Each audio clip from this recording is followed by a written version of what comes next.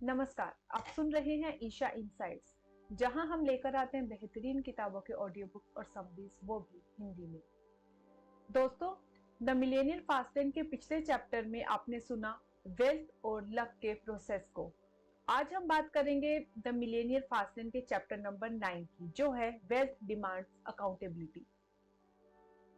Wealth demands accountability, responsibility is the price of greatness, Winston Churchill. Hitchhiker's don't drive. एक side walker का mindset ये होता है कि अपने फाइनेंशियल प्लान को दूसरों पर छोड़ दे। ये सोचना कि वेल्थ का शॉफर कोई और है जो आपके लिए सफर तय करेगा, ये माइंडसेट आपको विक्टिम बना देता है। सोचो, अगर आप कंट्री के अक्रॉस ट्रैवल कर रही हो, बहुत चांसेस है कि आप अपने डेस्टिनेशन तक नहीं पहुंचोगे।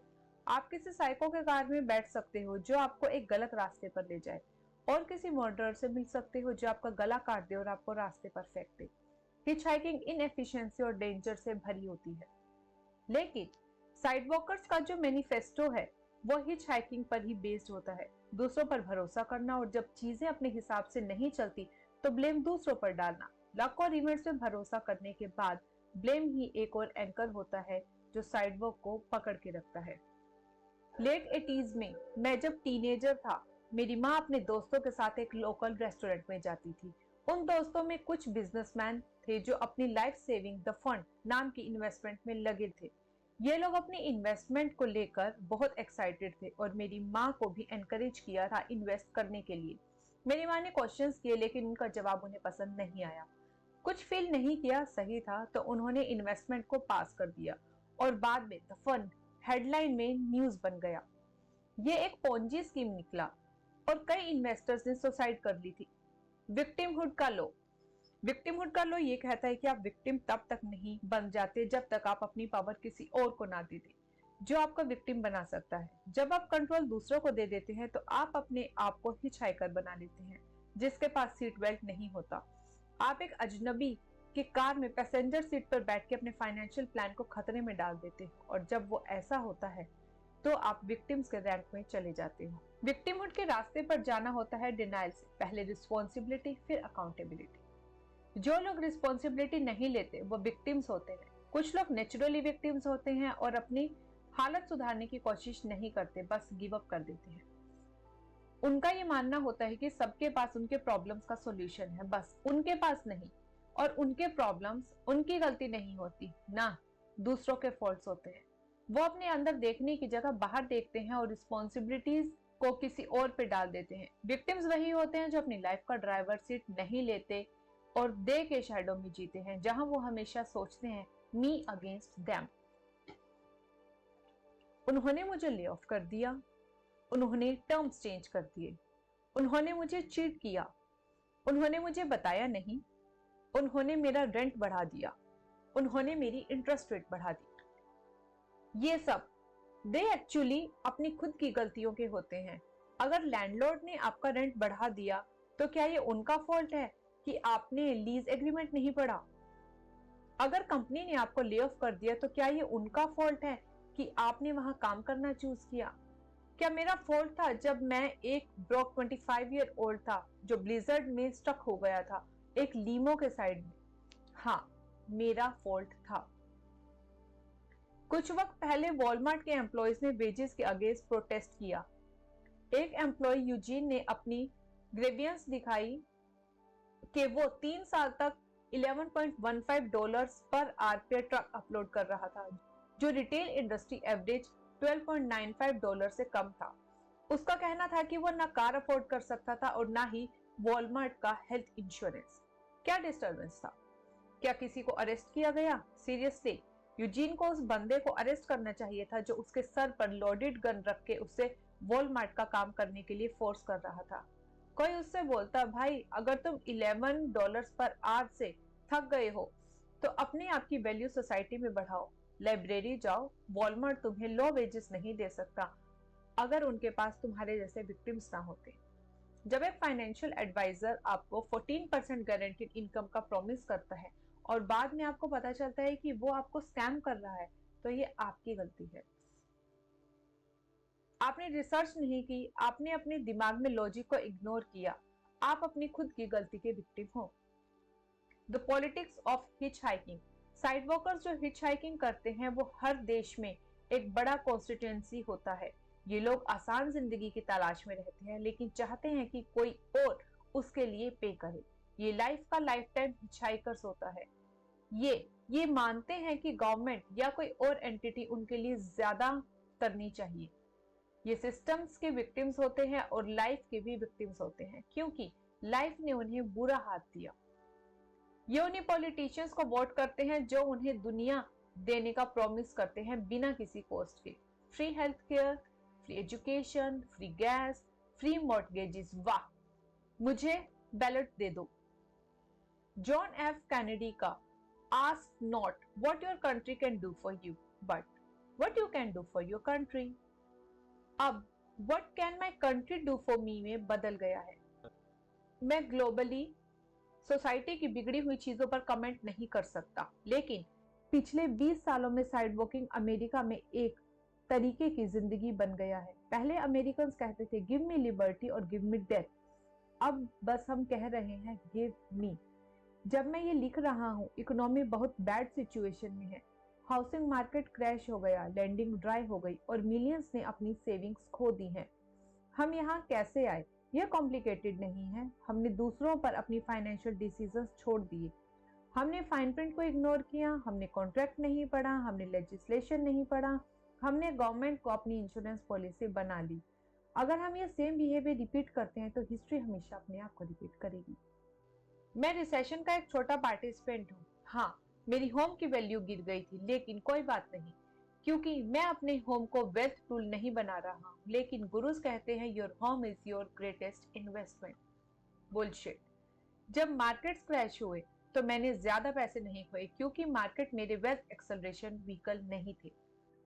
फास्टिंग का मतलब है कंट्रोल, और अगर आप साइड वॉकिंग हिच हाइकर की तरह जीते हो तो आपके पास कंट्रोल नहीं होता। 2005 में मैं एक पब्लिक फोरम पर हाउसिंग बर्स्ट का प्रिडिक्शन कर रहा था और अपने थ्योरी को 7 रीजंस के साथ आउटलाइन किया, जैसे कि मैं सही था और ये सच तब क्रिस्टलाइज हुआ क्योंकि मैंने अपनी फाइनेंशियल डिसीजंस खुद ली थी। मैंने सीएनबीसी के गुरुज पे रिप्लाई नहीं किया जो रिपेशियसली कह रहे थे कि हाउसिंग सेफ है। मैंने मेन स्ट्रीम मीडिया पे भी रिलाई नहीं किया। मैंने दूसरों पे भी डिपेंड नहीं किया। मैंने खुद पे रियलाई किया। मैं ड्राइविंग कर रहा था, हिच हाइकिंग नहीं। और ड्राइविंग का जो ब्यूटी है वो ज्यादा लोग समझ नहीं पाते। Responsibility. Wealth demand responsibility followed by accountability. Responsibility accountability का फोरफादर होता है, लेकिन दूसरे का प्रूफ नहीं होता।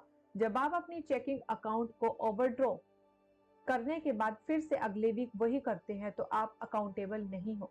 जब आप अपने बच्चे को बेडलॉक के बाहर फादर की रिस्पॉन्सिबिलिटी लेते हो लेकिन फिर भी उस बिहेवियर को रिपीट करते हो तो आप अकाउंटेबल नहीं हो। जब आप अपने पर्स के चोरी होने की रिस्पॉन्सिबिलिटी लेते हो लेकिन उसे टेबल पर ओपनली रख देते हो तो आप अकाउंटेबल नहीं हो। अकाउंटेबिलिटी का मतलब है अपने कॉन्सिक्वेंसेस के लिए कल्पेबल होना और अपने बिहेवियर को मॉडिफाई करना अगर जरूरत हो, ताकि उन कॉन्सिक्वेंसेस को प्रिवेंट किया जा सके। अगर रिस्पॉन्सिबिलिटी ले सकते हो लेकिन अगर आप अकाउंटेबल नहीं हो तो कुछ नहीं। एक फास्टलैंड फोरम यूजर ने रिस्पॉन्सिबिलिटी और अकाउंटेबिलिटी को बहुत अच्छे तरीके से डिफरेंशिएट किया। मुझे ये समझ नहीं आता कि लोग एक ही बेकार चॉइस को बार बार क्यों करते हैं और फिर क्लेम करते हैं कि वो रिस्पॉन्सिबल हैं। जब रिस्पॉन्सिबल होने का बस वॉक अवे करना होता है तो सबको इजी लगता है। मैंने सिंगल पेरेंट्स देखे हैं जो रिस्पॉन्सिबल होने का प्लेज करते हैं अपने वाइल्ड ओट्स के लिए, लेकिन सिर्फ कभी कभी चेक भेजते हैं। मैंने लोगों को देखा है जो अपना घर छोड़ देते हैं खुद को रिस्पॉन्सिबल कहकर, लेकिन फिर एक और घर खरीद लेते हैं जिसे वो अफोर्ड नहीं कर सकते। मैंने लोगों को देखा है जो अपने ड्रिंकिंग और ड्राइविंग के एक्शंस को रिस्पॉन्सिबल होने का क्लेम करते हैं और फिर भी वो वही करते हैं। मैं थक गया हूं उन लोगों से जो रिस्पॉन्सिबल होने का ड्रामा करते हैं। मैं चाहता हूं कि लोग अकाउंटेबल हों। लोगों को अपने एक्शंस के बारे में सोचना चाहिए। अपने चॉइसेस को उस वक्त अपनाओ जब आप वो चॉइसेस बना रही हो। मैं गलतियां करने को ठीक समझता हूं, लेकिन अगर गलती की है तो उसे एक्सेप्ट कर और उससे सीखो। यह है ट्रू अकाउंटेबिलिटी और रिस्पॉन्सिबिलिटी का मतलब। मेरी एक दोस्त की आइडेंटिटी रिसेंटली खो गई। हम एक रेस्टोरेंट में डिनर कर रहे थे और वो अपने नाइटमेयर एक्सपीरियंस के बारे में कंप्लेन कर रही थी। मैं उससे प्रॉब्लम का कोज समझने के लिए कोशिश कर रहा था तो मैंने कुछ सवाल किए। क्या वो विक्टिम थी या अकाउंटेबल नहीं थी? मैंने पूछा तुम्हारी आइडेंटिटी कैसे चोरी हुई? मेरा पर्स मैक्सिको में चोरी हो गया था, वो कैसे हुआ? मैंने और भी सवाल किए। मैं एक रेस्टोरेंट में थी और किसी ने मेरा पर्स छुपके से ले लिया। अच्छा, तुम्हारा पर्स क्या ओपन टेबल पर रखा था जैसे अभी रखा है? वो अपने पर्स की तरफ देखी और मुझे पॉइंट समझ आ गया। जब हम डिनर कर रहे थे उसका पर्स टेबल पर ओपन व्यू में था। कोई भी थी उसे आसानी से चुरा सकता था। उसने मुझे देखा, फिर अपना पर्स लैप में रख लिया। क्या वो विक्टिम थी या अकाउंटेबल नहीं थी? उसका प्रॉब्लम एक गलत चॉइस की वजह से हुआ था, पर्स को सेफगार्ड ना करना, और इस कॉस्टली लेसन के बाद भी वो अकाउंटेबल होने की पावर नहीं समझ रही थी। अगर वो अकाउंटेबल होती तो उसका पर्स टेबल पर एक्सपोज नहीं होता बल्कि उसकी लैप में सेफ होता। Immunise yourself from victimisation. Victim बनना बंद करो by taking responsibility followed by accountability. 2006 में मैंने अपने ड्रीम होम फिनिक्स एरिजोना में खरीदा, जो एक खूबसूरत माउंटेन रेंज के ऊपर था। वो होम फिनिक्स का एक बेस्ट व्यू रखता है, लेकिन उसमें काफी बड़ा रिमॉडल करना था। एक नए दोस्त ने मुझे एक जनरल कॉन्ट्रैक्टर का रिकमेंड किया और मैंने बिना किसी इन्वेस्टिगेशन के उस कॉन्ट्रैक्टर को हायर कर लिया। ना कोई डिलीजेंस, ना रेफरेंस चेक, ना लाइसेंस की जांच, कुछ भी नहीं। जो काम 8 महीने में हो जाना चाहिए था वो 3 साल तक एक नाइटमेयर बन गया, जो मेरी लाइफ का सबसे बुरा डिसीजन था। कॉन्ट्रैक्टर बहुत इडियट निकला, लेकिन मैं रिस्पॉन्सिबल था। मैंने दोनों रिस्पॉन्सिबिलिटी और अकाउंटेबिलिटी को एक्सेप्ट किया क्योंकि मैंने उस कॉन्ट्रैक्टर को हायर किया था। स्टार वॉर्स की एक line, who is the idiot himself और the idiot that hires the idiot. लेकिन मैं विक्टिम नहीं था क्योंकि पहले मैंने रिस्पॉन्सिबिलिटी ली थी, ये मेरा फॉल्ट था, मैंने होने दिया, फिर मैंने अकाउंटेबिलिटी ली। अब जब मैं हाउस वर्कर्स हायर करता हूँ तो मैं इन्वेस्टिगेट करता हूँ। या तो मैं अपने आप को विक्टिम बना सकता था और सबकी तरह पिटी वॉयलेंट बजाता। मेरी दोस्त के स्टोलन पर्स के केस में फास्ट एंड माइंडसेट है, रिस्पॉन्सिबिलिटी लेना और फिर अकाउंटेबिलिटी।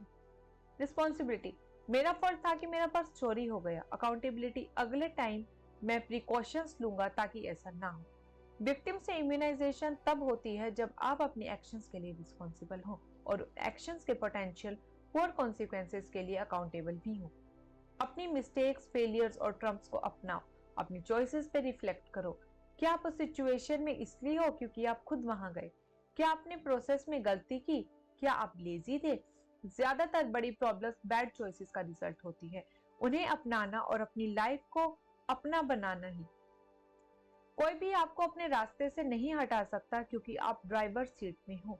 और जब आप अपने डिसीजंस को अपनाते हो, कुछ मिरेकुलस होता है। फेलियर विक्टिमहुड का बैज नहीं बनती, ये विजडम बन जाता है। अकाउंटेबिलिटी और रिस्पॉन्सिबिलिटी को डिनाई करोगे तो अपनी लाइफ की कीज आप किसी और को दे दोगे। दूसरे शब्दों में, आप अपनी लाइफ की ड्राइवर सीट खुद ले लो। You deserve, you deserve, you deserve. कुछ दिन पहले मैंने कॉन्जिक्यूटिव रेडियो कमर्शियल सुने जो काफी डिस्टर्बिंग थे। आपको न्यूक्लियर फिजिस्ट होने की जरूरत नहीं है समझने के लिए कि इनका टारगेट साइड वॉकिंग विक्टिम्स है। पहला कमर्शियल एक मॉर्गेज लोन मॉडिफिकेशन कंपनी का था। सेल्स पिच ये थी, अपने लोन को मॉडिफाई करो और वो लोअर पेमेंट्स पाओ जो आप डिजर्व करते हो। दूसरा कमर्शियल एक अटर्नी का था। एक्सीडेंट में थे, वो पैसे पाओ जो आप डिजर्व करते हो। आखिरी कमर्शियल एक क्रेडिट रिपेयर कंपनी का था। हम आपके डेब्ट्स को कुछ नहीं बनाने तक नेगोशिएट करेंगे ताकि आप वो लाइफ जी सको जो आप डिजर्व करते हो। क्या आपने कॉमन फेज नोटिस किया? You deserve. सीरियसली, ये लोग क्या डिजर्व करते हैं?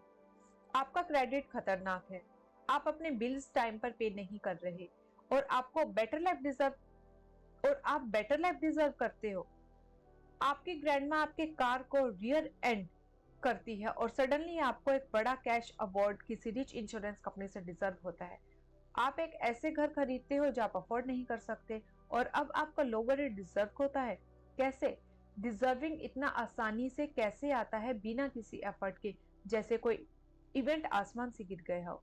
हम सिस्टमेटिकली ब्रेन वॉश्ड हो रहे हैं ये बिलीव करने के लिए कि हम सब कुछ डिजर्व करते हैं बिना किसी प्रोसेस के या अकाउंटेबिलिटी के। आप वही डिजर्व करते हो जो आपके एक्शंस ने कमाया है या नहीं कमाया। रिस्पॉन्सिबल होना एक बात है, अकाउंटेबल होना दूसरी बात है। जब आप अपने चॉइसेस के लिए अकाउंटेबल होते हो तो आप अपने बिहेवियर को फ्यूचर में ऑल्टर करते हो और अपनी लाइफ का ड्राइवर सीट ले लेते हो। तो दोस्तों ये था हमारा आज का चैप्टर नंबर 9। उम्मीद है आपने इससे कुछ नया सीखा होगा। और अगर आपको आज का ऑडियो पसंद आया तो इसे लाइक करें, शेयर करें और सब्सक्राइब करना ना भूलें। सुनते रहिए क्योंकि हर किताब के अंदर एक नई शुरुआत होती है। धन्यवाद।